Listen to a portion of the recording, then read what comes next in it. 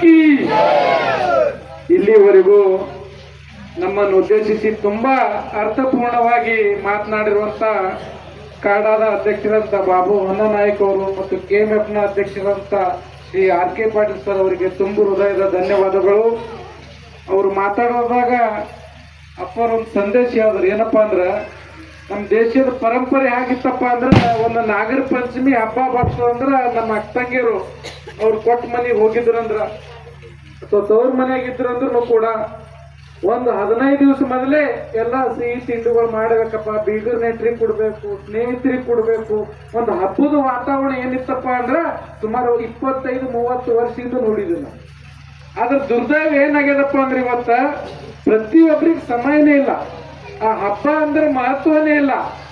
ಹಬ್ಬ ಅನ್ನೋದೇನಪ್ಪಾ ಅಂದ್ರೆ ನಾವು ಎಲ್ಲರೂ ಸೇರಿ ಸಂಭ್ರಮದಿಂದ ನಮ್ಮೊಳಗಿನ ಎಲ್ಲ ಏನಪ್ಪಾ ಅಂದ್ರೆ ವೈಮನಸ್ಸು ಬಿಟ್ಕೊಂಡು ಸಂತೋಷದಿಂದ ಕಳಿಬೇಕಂತ ಹಬ್ಬ ಇವತ್ತೇನಾಗ್ಯದಪ್ಪ ಅಂದ್ರ ಏನು ಸ್ವಾರ್ಥ ಏನು ತುಂಬಿ ಹೋಗ್ತಾ ಇದೆಯಲ್ಲ ಎಲ್ಲರಲ್ಲಿ. ಆ ಸ್ವಾರ್ಥಕ್ಕಾಗಿ ನಾವು ಎಲ್ಲಿ ಓಡೋಗುತ್ತೀವೋ ನಮ್ಗೆ ಗೊತ್ತಿಲ್ಲ.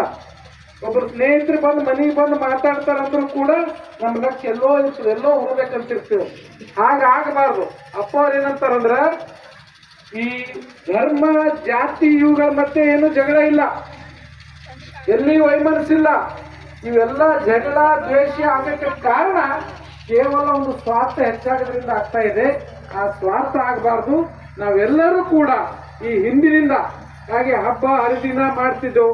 ಊರಾಗೊಬ್ಬರು ಮದುವೆ ಆಯ್ತಪ್ಪ ಅಂದ್ರ ಒಬ್ಬ ಹೆಣ್ಮಗಳು, ನಮ್ಮ ಊರ್ ಹೆಣ್ಮಗಳು ಗಂಡ ಮನೆ ಕೊಟ್ಟು ಕಳ್ಸಕ್ಕಾಗ ಊರಿಗೂರ್ ಜನ ಅವ್ರ ಹಿಂದೆ ಬರ್ತಿರು, ಮ್ಯಾಗಿ ನಿಂತು ನೋಡ್ತೀರಿ. ಅದು ಒಂದು ಭಾವನೆ, ಒಂದು ಅಟ್ಯಾಚ್ಮೆಂಟೇ ಬೇರೆ ಇತ್ತು. ಈಗ ಯಾರು ಯಾವಾಗ ಮದುವೆ ಮಾಡ್ಕೊಂಡು ಬರ್ತಾರೋ, ಯಾರು ಯಾವಾಗ ಹೋಗ್ತಾರೋ ಅನ್ನೋದೇ ಗೊತ್ತಿಲ್ಲ. ಅಂದ್ರ ಈ ಒಂದು ಸಾಂಸ್ಕೃತಿಕ ತನ್ನದೇ ಆದಂತ ವೈಭವ ಪರಂಪರೆ ಇದ್ದಂತ ಜಗತ್ತಿನ ಏಕೈಕ ರಾಷ್ಟ್ರ ಭಾರತ ದೇಶ. ಅದು ಕೂಡ ಏನಾಗ್ತಾ ಇದೆಯಪ್ಪ ಅಂದ್ರೆ ಈಗ ಪ್ರಾಚೀನ ಒಂದು ಎಫೆಕ್ಟ್ ಆಗಿ ನಾವೆಲ್ಲೋ ಸಂಬಂಧಗಳಿಂದ ದೂರ ಆಗ್ತಾ ಇದ್ದೇವೆ, ನಮ್ಮ ಪರಂಪರೆಯಿಂದ ದೂರ ಆಗ್ತಾ ಇದ್ದೇವೆ. ಅದಕ್ಕಾಗಿ ಆಗಬಾರ್ದನ್ನೋ ನಿಟ್ಟಿನಲ್ಲೇ ನಮ್ಮ ಹಿರಿಯರು ಹಿಂದಿನಿಂದ ತಲೆಯಿಂದ ಈ ಹಬ್ಬ ಹರಿದಿನಗಳನ್ನು ಮಾಡಿದಾರ. ಪುರಾಣ, ಪ್ರವಚನ, ಭಜನೆ ಯಾಕೆ ಮಾಡ್ತಾರಪ್ಪ ಅಂದ್ರ ಇವೆಲ್ಲ ಸತ್ಸಂಗದ ಒಂದು ಭಾಗಗಳು. ಅಂತ ಸತ್ಸಂಗ, ಅಂತ ಒಳ್ಳೆತನ ಮತ್ತು ಅಂತ ಸಮಾನತೆ ಎಲ್ಲಿ ಸಿಗ್ತದಪ್ಪ ಅಂದ್ರ ಇಂಥ ಸದ್ಗುರು ಸತ್ಪುರುಷರ ಪಾದ ಕಮಲಗಳಲ್ಲಿ ಸಿಗ್ತದ. ಬಂಧುಗಳೇ, ನಿಜವಾಗ್ಲೂ ಕೂಡ ದೀಪಾವಳಿ ಇವತ್ತು ಎಲ್ಲಾಗ್ತದಪ್ಪ ಅಂದ್ರ ಈ ಒಂದು ಕಾಡಿನ ಮಧ್ಯೆ ಇರುವ ಕೈಲಾಸ ಆಶ್ರಮದಲ್ಲಿ ಭಾರತ ದೇಶದ ದೀಪಾವಳಿ ಜಾಗರಣೆಯಿಂದ ಆಗ್ತಾ ಇದೆ. ಬಂಧುಗಳೇ, ನಮಗೆ ಹೇಳ್ಬಹುದೇನಪ್ಪ ಅಂದ್ರೆ ಈಗಾಗಲೇ ಅಣ್ಣವ್ರು ಅಂದಂಗ ಅಪ್ಪವ್ರ ಬಗ್ಗೆ ಎಲ್ಲರಿಗಿಂತ ಹೆಚ್ಚಿಗೆ ತಮ್ಗೆ ಗೊತ್ತದ. ಆದ್ರೂ ಕೂಡ ಕೆಲವೊಂದು ವಿಷಯಗಳೇನಪ್ಪ ಅಂದ್ರ ಇದು ಇನ್ನೂ ಗೊತ್ತಾಗ್ಬೇಕಾಗ್ಯದ. ಬಂಧುಗಳೇ, ಯಾಕಪ್ಪ ಅಂದ್ರ ಹಬ್ಬ ಇರಲಿ, ಹರಿದಿನ ಇರಲಿ, ಹಗಲಿರಲಿ, ರಾತ್ರಿ ಇರಲಿ, ಯಾವುದೇ ರೀತಿಯ ವಿಶ್ರಾಂತಿ ಇರಲಾರ್ದೆ ಈಗ ನಾವು ಯಾವಾಗ ದರ್ಶನ ತೊಗೊಳಮಿ, ಯಾವಾಗ ಮನೆಗೆ ಹೋಗಮಿ ಅಂತ ನಾವು ಅಂತೇವೆ. ಆದ್ರೆ ಇವ್ರ ಬಗ್ಗೆ ಏನೂ ಲೆಕ್ಕ ಇಲ್ಲ ಅವ್ರ ಬಲ್ಲಿ. ಹಬ್ಬ ಇರಲಿ, ಹರಿದಿನ ಇರಲಿ, ಹಗಲಿರಲಿ, ರಾತ್ರಿ ಇರಲಿ, ಯಾವುದೇ ಒಬ್ಬ ಭಕ್ತ ಮನಸ್ಸಿನಿಂದ ಹವಾಮಾಲಿನಾಥ ಅಂತ ನೆನೆಸಿದ್ರೆ ಸಾಕು, ಅಲ್ಲಿ ಹೋಗಿ ದರ್ಶನ ಅಪ್ಪಾಜಿಯವರು ಯಾವುದೋ ಉತ್ತರ ಕೊಡ್ತಾರೆ. ತಾವೆಲ್ಲ ಮೊನ್ನೆ ನೋಡಿರ್ಬೋದು, ಈ ಬಹಳಷ್ಟು ಜನ ಈ ಅಂಧ ಶ್ರದ್ಧಾದವರು ಹೋರಾಟ ಮಾಡ್ತಿರ್ತಾರ. ದೇವರಿಲ್ಲ, ಪರಂಪರೆ ಇಲ್ಲ, ಅದು ಇಲ್ಲ, ಇದು ಇಲ್ಲ, ಏನೋ ಹೇಳ್ತಾರ. ಅದು ಅವರು ವಿವೇಚನೆಗೆ ಬಿಟ್ಟದ್ದು. ಆದ್ರೆ ತಮಗೆ ಮೊನ್ನೆನೆ ಹೋದವಾರನೆ ಹವಾಮಲ್ಲಿನಾಥ್ ಅವ್ರದ್ದು ಇಂಡಿಯಾದಾಗ ಒಂದು ದೊಡ್ಡ ಆಶ್ರಮ ಅದ. ಸಿದ್ದರಾಮೇಶ್ವರ ಹದಗಲ್ ಅಂತ ಪುಣಾದ ಭಕ್ತರು 15 ಎಕರೆ ಜಮೀನು ಇಂಡಿ ಸಿಟಿಯಾಗ ಕೊಟ್ಟಾರ ಅಪ್ಪೋರಿಗೆ ಆಶ್ರಮಕ್ಕಾಗಿ. ಅಲ್ಲಿ ಒಬ್ರು ಭಕ್ತರು ಏನ್ ಮಾಡಿದ್ರಪ್ಪ ಅಂದ್ರೆ ಅಪ್ಪವ್ರ ಆಶ್ರಮಕ್ಕೆ ಕಾರ್ ತಗೊಂಡು ಹೋದ್ರು. ಕಾರ್ ತಗೊಂಡು ಹೋಗಿ ಆ ಕಾರ ಹೊರಗೆ ಚಾಲು ಇಟ್ಟು ಒಳಗೆ ಗುಡಿಯಾಗ ಹೋಗಿ ಬರತಕ್ಕ ಕಾರ್ 3 ರೌಂಡ್ ಹಾಕಿ ಅಲ್ಲೇ ಬಂದು ನಿಂತಿತ್ತು. ಬಂದವರು ಅದು ಎಲ್ಲ ಕಡೆ ವೈರಲ್ ಆಗಿದೆ, ಎಲ್ಲ ಕಡೆ ಕೊಟ್ಟಾರ. ಇದು ಒಂದಲ್ಲ ಎರಡಲ್ಲ, ಇಂಥ 10 ಹಲವಾರು ಪವಾಡಗಳು ದಿನನಿತ್ಯ ನಡೀತಾನೆ ಇರ್ತವೆ. ಅದರ ಮಧ್ಯೆಯೂ ಕೂಡ ಎಲ್ಲ ಆಶ್ರಮಗಳಲ್ಲಿ ಅನ್ನದಾಸೋಹ, ಎಲ್ಲ ಆಶ್ರಮಗಳಲ್ಲಿ ನೊಂದವರಿಗೆ ಒಂದು ಆಶ್ರಯ ತಾಣವಾಗಿ, ಮತ್ತು ಇವತ್ತೇನು ದಿನನಿತ್ಯ ಪೇಪರ್ ನೋಡ್ರಿ, ಟಿವಿ ನೋಡ್ರಿ, ಎಲ್ಲ ಕಡೆ ಹೊತ್ತಿ ಉರಿಯಂತ ವಿಷಯಗಳು ನೋಡ್ತಾ ಇದ್ದೇವೆ.